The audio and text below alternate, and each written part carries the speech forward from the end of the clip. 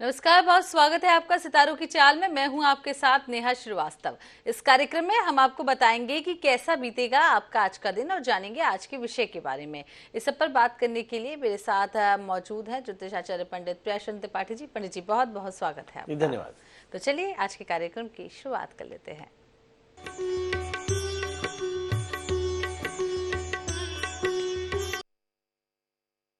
तो कार्यक्रम की शुरुआत पंडित जी हम पंचांग जानकर करते हैं। और क्या कुछ कहता है आज का पंचांग, क्या है आज का राहु काल? आज शुभ संवत 2081 शक 1946 सूर्य उत्तरायण का माघ महीने की शुक्ल पक्ष की सप्तमी तिथि और दिन मंगलवार। सप्तमी तिथि रात्रि को 2:32 तक, अश्विनी नक्षत्र रात्रि को 9:50 तक। आज चंद्रमा मेष राशि में होंगे। आज का राहु काल 3:06 से 4:30 तक दोपहर तक होगा। तो 3:06 से लेकर 4:30 तक आज का राहु काल होने वाला है। और अब हम आज के विषय पर चर्चा करते हैं। हर व्यक्ति को कभी ना कभी ये लगता है कि वह ईश्वर की प्रार्थना या पूजा तो खूब कर रहा है, लेकिन ये सुनी नहीं जा रही है। अगर आप भी इसी स्थिति में हैं तो हम आपको बताते हैं कि आखिर क्यों कभी कभी प्रार्थनाएं नाकाम हो जाती हैं। तो पंडित जी, क्यों होती हैं प्रार्थनाएं नाकाम? देखिए, प्रार्थनाओं का जो मूल आधार होता है वो आपकी बेहतरी होती है, या आप सोसाइटी की बेहतरी के लिए प्रार्थनाएं करते हैं। जब आप व्यवसाय की प्रार्थना करते हैं, लेन देन की प्रार्थना करते हैं, किसी की बुराई की प्रार्थना करते हैं, या अपने अंतःकरण में बहुत अधिक बड़ों के लिए असम्मान रखते हैं, या देवताओं के लिए असम्मान रखते हैं, या गुरुओं के लिए असम्मान रखते हैं, तो मुझे ऐसा लगता है कि ये प्रार्थनाएं असफल हो जाती है। कई बार हम अतार्किक प्रार्थना भी करते हैं, तो इस तरह की प्रार्थनाएं भी कबूल नहीं होती हैं। जब कभी भी आप प्रार्थना करें तो कुछ बातों का एकदम ही ध्यान रखना चाहिए। नंबर 1 कि प्रार्थना एकदम सहज होनी चाहिए और आसानी से बोली और समझी जा सके। दूसरा, वातावरण एकदम शांत होना चाहिए। तीसरा, मध्य रात्रि में अफर्मेशन सबसे ज़्यादा बेहतर होती है। मतलब जब आप सोने वाले हो, सोने से ठीक एक क्षण पहले। क्योंकि मेरा ऐसा मानना ये है कि जो ईश्वर है वो तर्क का विषय नहीं है। जब तक आपके अंदर का तर्क सोना शुरू नहीं करता है, तब तक ईश्वर समझ में आना नहीं शुरू होता। इसलिए मुझे ऐसा लगता है कि मध्य रात्रि के समय जब आप ऊँघने लगते हैं, ये वो टाइम रहता है जब आपको एकदम प्रार्थना करनी चाहिए। और प्रार्थना करने की जगह, प्रार्थना का आसन, प्रार्थना का वक्त, ये सब करीब एक होना चाहिए। दूसरा, हम जब प्रार्थना करते हैं तो अक्सर बहुत अधिक प्रकाश कर लेते हैं। कोशिश करें कि आपके घर में जब आप प्रार्थना कर रहे हो उस जगह पर केवल दिए की रोशनी हो। बहुत अधिक रोशनी से भी आपका ध्यान अनेकाग्र होता है। और दूसरी बात यह है कि जब भी आप प्रार्थना करते हो, दूसरों की प्रार्थना करने से पहले आप उसके बारे में सोचें और फिर प्रार्थना शुरू करें। अगर आप कुछ पक्के नियम इस तरह के इस्तेमाल करेंगे तो निश्चित तौर पे आपकी हर प्रार्थना स्वीकार होगी। तो नियमों को जानेंगे पंडित जी, उससे पहले एक कॉल ले लेते हैं। हमारे साथ चंडीगढ़ से जितेंद्र जुड़ गए। जितेंद्र जी, बहुत बहुत स्वागत है सितारों की चाल में। क्या कुछ आप जानना चाहते हैं? डेट ऑफ बर्थ के साथ पूछ लीजिए। 15 जून 98। जी, एक बार फिर से रिपीट कीजिए। 15 जून 98। 15 जून 98। जी। 10:25 सुबह। 10:25 सुबह। और जन्म स्थान? अम्बाला। अम्बाला। क्या जानना चाहते हैं आप? ये देखता है कि शादी के बाद कैसा रहेगा इसका जीवन, और ये विदेश जाएगा कि नहीं जाएगा। एक बार तो गया था, वापस आ गया था। बढ़िया प्रश्न है। विदेश जाएगा कि नहीं और शादी के बाद का जीवन कैसा रहेगा। तो सवाल यह है कि शादी कब हो रही है। इस बच्चे का जन्म लग्न सिंह है, इसकी जो राशि है वो कुंभ। राहु और केतु के बीच में ज़्यादातर ग्रह फंसे पड़े हैं और ये राहु बड़े इन्फ्लुएंशियल हैं। अगर आप इस राहु का असर देखें तो इसका राहु का असर इसके लग्न में है, मतलब स्वभाव में गुस्सैल होगा। 5वें स्थान में एकाग्रता थोड़ी सी कम होगी। भाग्य स्थान में है, उलझने लगातार बनी रहेंगी। और 11वें स्थान में ये थोड़ा सा फैंटास्टिक होगा। तो इसलिए अगर आप चाहते हो कि आपकी इसकी लाइफ में थोड़ी सी स्टेबिलिटी हो तो आप इसे कहें कि नियमित रूप से भगवान शिव की उपासना करें और एक 4 कैरेट का पुखराज और 4 कैरेट का माणिक्य धारण करें। कोशिश करें ये कि मंगल का व्रत कर ले और जैसे मैंने कहा कि राहु काल सर्प की शांति करा ले। तो आपके ये दोनों प्रश्नों का जवाब कि विदेश भी जा पाएगा, इसका दाम्पत्य जीवन भी अच्छा रहेगा और आगे चल करके काफ़ी ग्रो करेगा। इस समय जो दशाएं चल रही हैं, गुरु की महादशा में बुध का अंतर चल रहा है, तो मतलब ऐसा लग रहा है कि इसका जो माइंड का जो कंसंट्रेशन है वो बहुत शार्प है। इसलिए ये जो चाहेगा अभी आने वाले 2026 तक इसकी सारी मनोकामनाएं पूर्ण होने वाली है। तो 2026 तक आपके बेटे की सभी मनोकामनाएं पूर्ण होंगी और एक बार फिर से विदेश योग जिस तरीके से पंडित जी बता रहे लग सकता है। एक और कॉलर हमारे साथ जुड़ गई है, सुमन जी हमारे साथ हरियाणा से जुड़ी हैं। सुमन जी बहुत बहुत स्वागत है आपका, क्या कुछ जानना चाहती हैं आप? ये मेरे बेटे के बारे में पूछना था जी। उनका डेट ऑफ बर्थ बता दीजिए। 18 जी 11 जी 92 18/11/92 92 जी। जन्म स्थान?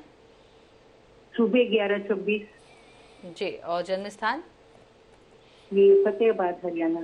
एक बार फिर से बताइए। ये फतेहाबाद हरियाणा। फतेहाबाद फतेहाबाद जी। क्या जानना चाहते हैं आप? उसकी शादी के बारे में जानना था। अभी शादी नहीं हो रही, कब तक होगी, कैसी होगी? बेटा है बेटी है? बेटा है। ये किसी लड़की को प्यार करता है क्या? ये बताया तो नहीं। अच्छा, आपको पता भी नहीं, बताया भी नहीं बताया नहीं। चलिए आइए देखते हैं। इस बच्चे का जन्म लग्न मकर है, इसकी राशि सिंह है। इसकी शादी में प्रॉब्लम है। कई बार ऐसा होता है कि हम अपनी प्रार्थनाओं में ऐसी प्रार्थनाएं कर लेते हैं जिसे स्वीकार करना किसी के लिए भी आसान नहीं होता। कई बार बच्चे इसी तरह की प्रार्थनाओं या इसी तरह की कामनाओं के भंवर जाल में फंसाते हैं। इस बच्चे के साथ शायद ऐसा कुछ है। इस बच्चे के जन्म लग्न में शनि है और सप्तमी शनि विवाह का स्वामी अष्टम स्थान में है, इसलिए शादी से पहले इस बच्चे का एक अर्क विवाह याद से करा लें। जहाँ तक सवाल इसके मैरिटल लाइफ का है, तो मुझे लगता है मैरिटल लाइफ में थोड़ी सी प्रॉब्लम रह सकती है, खासकर आइडियोलॉजिकल कॉन्फ्लिक्ट, माने ऐसी कोई बात जो पेरेंट्स को पसंद ना आती हो और वैसा इसने कर लिया हो, तो इसके कारण ये परेशानी आएगी। बहरहाल बुध के अंतर दशाएं चल रही है। यदि आपने अर्क विवाह कराया तो मार्च के बाद से 1 वर्ष के भीतर में इसके विवाह होने के योग बहुत अच्छे हैं।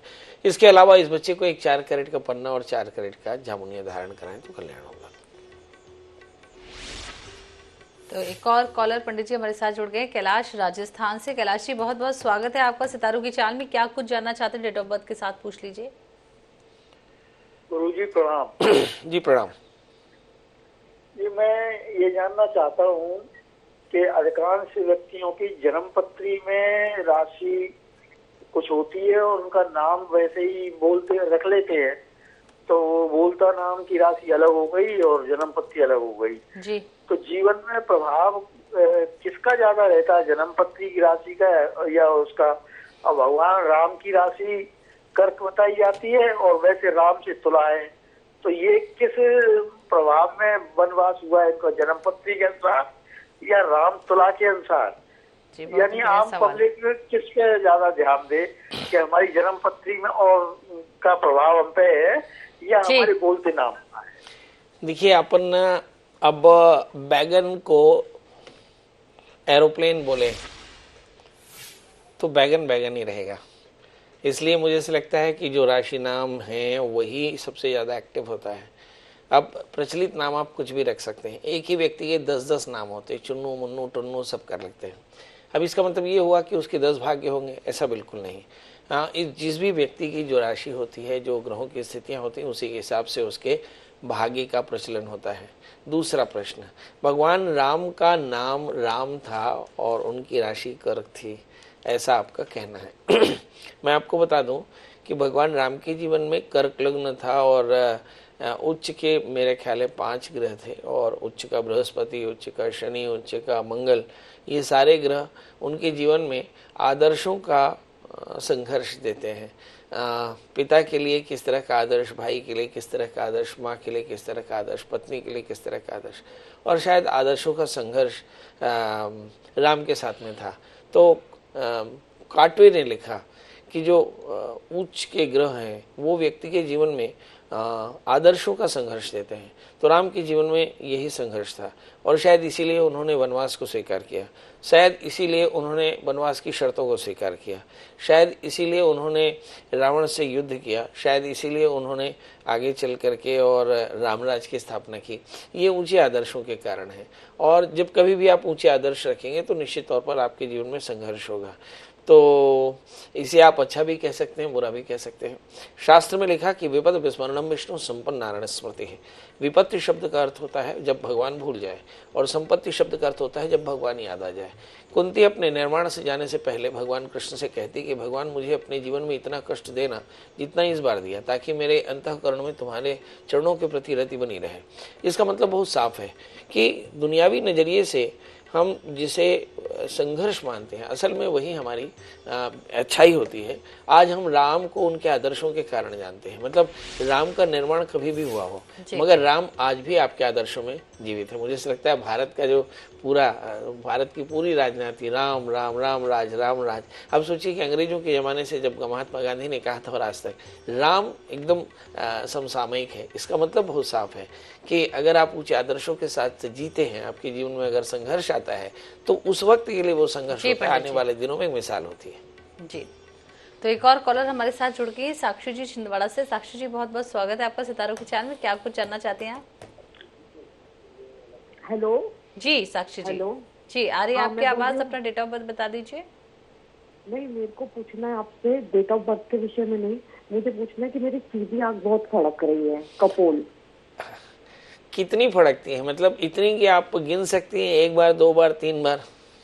नहीं, अरे मेरी बेटी की अभी शादी हुई 1-2 दिन पहले और बहुत 1 महीना से पहले फड़क रही है। हाँ, देखिए अगर आंख बहुत फड़क रही हो तो ये समझ लीजिए इलेक्ट्रोलाइट की कमी है।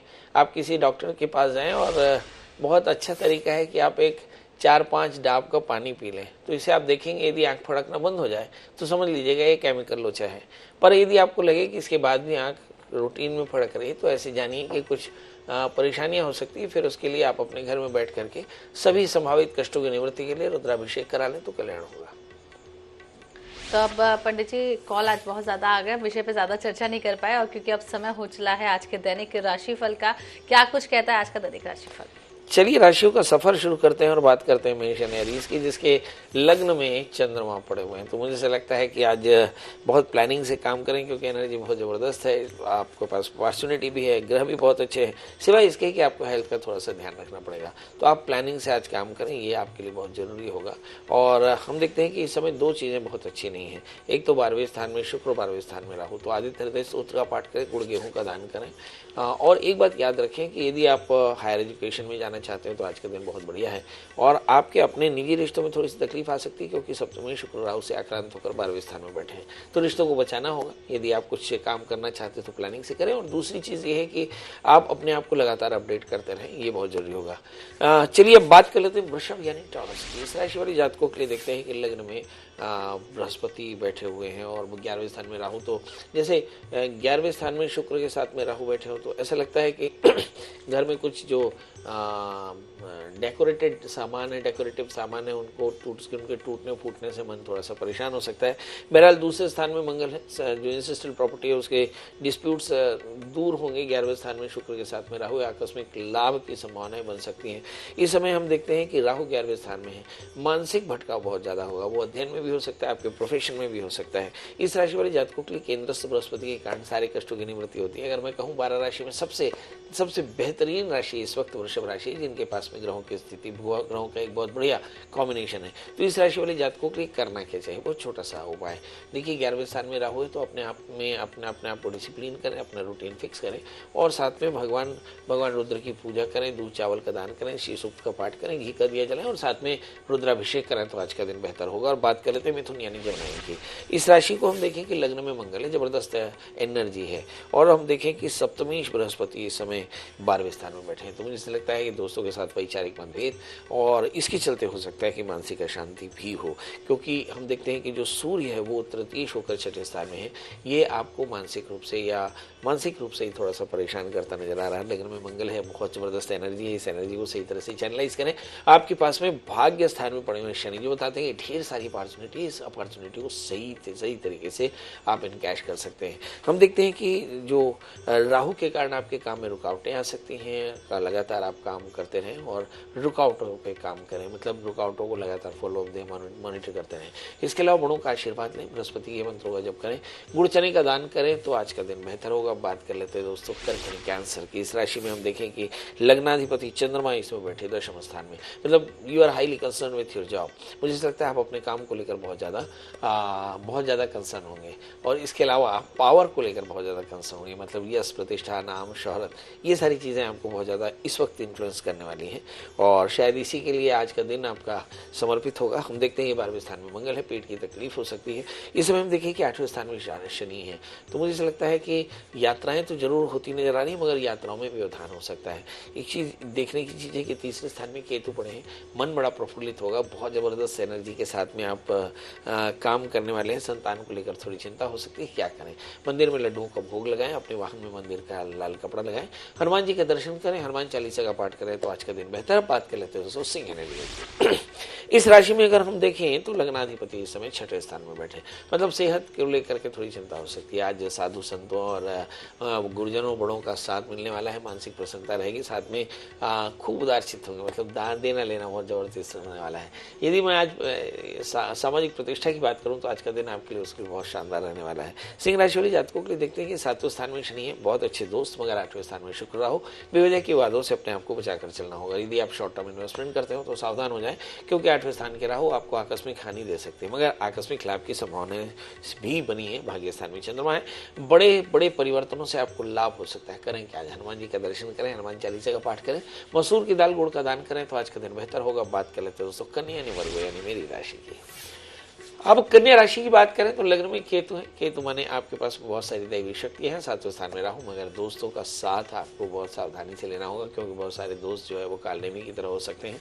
बहरहाल इस समय हम 5वें स्थान में सूर्य बुध को देखें तो इस समय मेंटल कंसंट्रेशन काफी अच्छी। 6ठे स्थान में शनि आपके ऋण रोग व्याधि शत्रुता में लगातार इजाफा करते नजर आ रहे हैं। 8वें स्थान में चंद्रमा है, आज बहुत ज्यादा भागदौड़ होगी, मगर कुछ बड़ा लाभ होगा, इसकी संभावना कम है। भाग्य स्थान में बृहस्पति है, आपका उदार मन, आपका उदार चित्त जो है वो आपको बहुत सारी परेशानियों से बचा कर रखेगा। 10वें स्थान में मंगल, एनर्जी आपकी बहुत शानदार रहने वाली है। क्या सलाह है जिससे आज का दिन बेहतर हो जाए? गणपति का पूजन करें, धूप दीप नैवेद्य चढ़ाएं, गुरुजनों को मीठी चीज यानी मिठाई का दान करें तो आज का दिन बेहतर होगा। बात कर लेते हैं दोस्तों तुला यानी लिब्रा की। इस राशि पर अगर देखिए तो 4थे स्थान में सूर्य बुध है, सामाजिक प्रतिष्ठा बहुत बढ़िया है, और मुझे ऐसा लगता है कि क्या है कि 12वें स्थान में केतु कुछ सरप्राइज हो सकता है। सामाजिक प्रतिष्ठा बहुत शानदार रहने वाली है। आज कुछ इलेक्ट्रॉनिक्स चीज़ों पे खर्च ज़्यादा हो सकता है। इस समय हम देखें कि 5वें स्थान में शनि, रिश्तों को संभालना होगा। 6ठे स्थान में शुक्र के साथ में राहु, सेहत का भी ध्यान रखना होगा। इस समय हम देखें 8वें स्थान में बृहस्पति, आलस्य बिल्कुल अच्छा नहीं। भाग्य स्थान में मंगल, बहुत पुरुषार्थ से आपको सांपत्तिक विवाद समाप्त होते नजर आ रहे हैं। क्या करें जिससे आज का दिन बेहतर हो? करें छोटा सा उपाय। नंबर 1, इस समय जो हम राहु की चीजें देखते हैं, मतलब राहु 6ठे स्थान में 12वें स्थान में केतु, तो राहु के लिए सूक्ष्म जीवों को आहार दें, मतलब 1 मुट्ठी शक्कर, 1 मुट्ठी आटा, और फिर नीले वस्त्रों का दान करें तो आज का दिन बेहतर होगा। बात कर लेते हैं दोस्तों वृश्चिक यानी स्कॉर्पियो की।